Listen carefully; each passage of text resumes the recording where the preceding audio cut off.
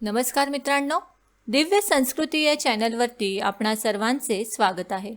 मित्रांनो, मराठी वर्षाची सुरुवात चैत्र महिन्यात गुढीपाडव्याच्या दिवसाने होते. हिंदू कालदर्शिकेप्रमाणे चैत्र शुद्ध प्रतिपदेला म्हणजेच वसंत ऋतूच्या पहिल्या दिवसाला गुढीपाडवा साजरा केला जातो. या दिवशी घरोघरी बांबू, रेशमी वस्त्र, तांब्या, आंब्याची डहाळी, कडुनिंबाची कोवळी पाने, बत्ताशाची माळ यासारख्या 100% नैसर्गिक आणि आरोग्यास पूरक असलेल्या गोष्टी वापरून गुढी उभारून त्याची पूजा केली जाते. बत्ताशाचा प्रसाद वाटला जातो आणि कडुनिंबाची चटणी खाल्ली जाते. असे म्हटले जाते की जी गोष्ट पूर्ण वर्षभर करायची असेल ती वर्षाच्या पहिल्या दिवशी नक्कीच करावी. म्हणूनच काय ते गुढीपाडव्याच्या दिवशी आहारात आपण गोडापासून ते कडूपर्यंत सर्व चवीचा समावेश केलेला असतो. मित्रांनो, या दिवशी गुढीला श्रीखंडपुरीचा नैवेद्य आवर्जून दाखवला जातो. आयुर्वेदात श्रीखंडाला रसाला किंवा शिखरिणी म्हणतात. श्रीखंड या पदार्थाला पौराणिक संबंधसुद्धा आहे. महाभारतामधील भीम जेव्हा बल्लव या नावाने स्वयंपाक करीत होता तेव्हा हा खाद्यपदार्थ सर्वप्रथम तयार केला. या पदार्थाच्या सेवनामुळे श्रीकृष्णाला झोप आली. स्त्रीच्या दैनंदिन व्यवहारात यामुळे खंड पडला.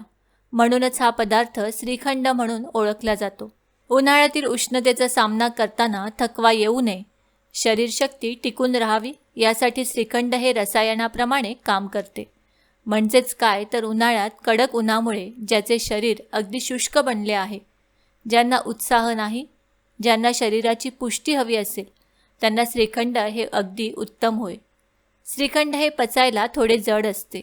शिवाय हा थोडा आंबवलेला पदार्थ आहे. या दृष्टीने आयुर्वेदाने श्रीखंडाला लागणारे घटक व ते बनविण्याची कृती व्यवस्थित सांगून ठेवली आहे. पण आजकाल बरेच जण आयुर्वेदिक विधी न वापरता श्रीखंड बनवतात. यामुळे श्रीखंड बाधते. मित्रांनो, श्रीखंड जरी कफ वाढविणारे असले तरी त्याबरोबरीने अशा पदार्थांची योजना केली आहे त्यामुळे श्रीखंड कफवर्धक ठरत नाही. थोडक्यात काय तर गुढीपाडव्याच्या परंपरेचा आरोग्य अर्थ जाणून घेऊन हा सण साजरा केला पाहिजे. म्हणजे येणारे नवीन वर्ष सुखसमृद्धीने युक्त आणि आरोग्याने परिपूर्ण नक्कीच होईल. मित्रांनो, गुढीपाडव्याला कडुलिंब का खातात, यामुळे आपल्या शरीराला कोणते लाभ मिळतात, गुढीपाडव्याचे आरोग्यदायी महत्त्व आणि कडुलिंबाचे औषधी गुणधर्म याविषयी आपण या व्हिडिओमध्ये सविस्तर माहिती जाणून घेऊया. होळीचे दहन झाल्यानंतर वातावरणात उष्णता वाढायला लागते. या वातावरण बदलाच्या काळात त्वचेचे विकार, पोटाचे विकार, सर्दी पडशासारखे लहान सहान विकार होण्याची शक्यता जास्त असते. अशा आजारांचे प्रमाण कमी व्हावे आणि आपली प्रतिकारक शक्ती वाढावी, आपले नवीन वर्ष आरोग्यपूर्ण जावे म्हणून आपल्या पूर्वजांनी पाडव्याला कडुनिंबाचे पूजन सांगितले आहे. या दिवशी आंघोळीच्या पाण्यात कडुनिंबाची डहाळी टाकून त्या पाण्याने स्नान करण्याची प्रथा आहे. तसेच गुढीला कडुनिंबाची डहाळी लावून त्याची पूजा करतात. कडुनिंबाची पाने, मीठ, मिरे, हिंग, ओवा, चिंच आणि गूळ घालून केलेली चटणी सेवन करतात. कडुनिंबाची पाने खाऊनच या दिवसाची सुरुवात करतात. हा प्रसाद आपल्या शरीरासाठी अत्यंत गुणकारी असतो. हा प्रसाद खाण्यामागे शास्त्रीय कारण आहे. कडुलिंबापासून बनवलेला प्रसाद खाल्ल्याने शरीरात शक्तीचे कण पसरतात आणि शरीराला कार्य करण्यासाठी ऊर्जा प्राप्त होते. केवळ गुढीपाडव्याच्या दिवशीच नव्हे तर संपूर्ण वर्षभर कडुलिंबाचे सेवन करणे यासाठी या दिवशी हा प्रसाद बनवला जातो. कडुलिंबाची पाने सेवन केल्याने कोणत्याही प्रकारचा आजार उद्भवत नाही. कडुलिंबाची पाने खाल्ल्याने शरीरातील रोगप्रतिकारक शक्ती वाढण्यास मदत होते. कडुनिंब कडू असूनही आपल्या सण आणि उत्सवांमध्ये त्याला मानाचे स्थान आहे, कारण त्यात अनेक औषधी गुणधर्म आहेत. अनेक आजारांचे मूळ नष्ट करणे हा महत्त्वाचा गुणधर्म कडुनिंबात आहे. या वृक्षाला वर्षभर पाने असतात म्हणून त्याला सदपर्णी वृक्ष असेही म्हणतात. या झाडाचे पान, फळ, फूल, साल, खोड आणि काड्या सर्व काही औषधी आहेत. कडुलिंबाचा वृक्ष म्हणजे ब्रह्मदेव आणि जगन्नाथाचे प्रतीक आहे. तसेच कालीमाता आणि दुर्गामाता यांनाही तो प्रिय आहे. यावर भैरवाचा निवास असतो.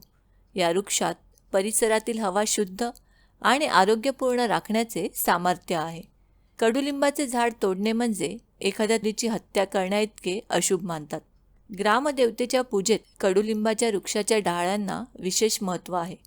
या झाडाचे सर्पण करून त्यावर शिजवलेले अन्न खाणाऱ्या माणसाला सापाचे विष चढत नाही असे म्हणतात. मित्रांनो, याशिवाय कडुलिंबाने अंगावर उठणारी खाज आणि इतर त्वचेसंबंधी तक्रारी दूर होतात. कडुलिंबाच्या सेवनाने निरोगी राहण्यास मदत होते.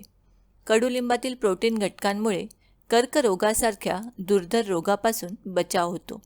कडुलिंबातील अँटीव्हायरल, अँटीबॅक्टेरियल, अँटीफंगल गुणधर्म त्वचाविकार व जंतू संसर्गापासून बचाव करतो.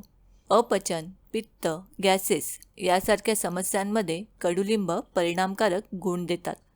मधुमेहींना कडुलिंबाच्या सेवनाने रक्तातील साखर व इन्सुलिनचे प्रमाण राखण्यास मदत होते.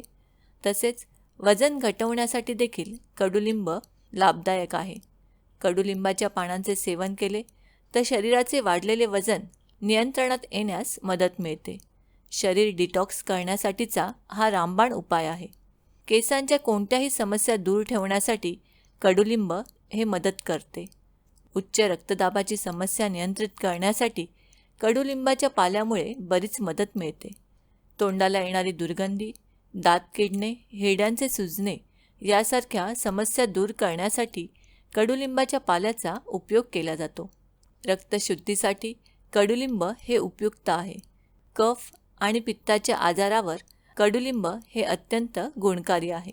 वर्षभर कडुलिंब खाणे शक्य नसल्यास केवळ गुढीपाडव्यापासून 2 महिने तरी याचे नियमित सेवन केले तरी वर्षभर निरोगी राहण्यास मदत मिळते. धान्याला कीड लागू नये म्हणून कडुलिंबाची पाने धान्यात घालतात. कडुलिंबाच्या झाडाच्या पानांच्या अतिसेवनामुळे कामवासना कमी होते.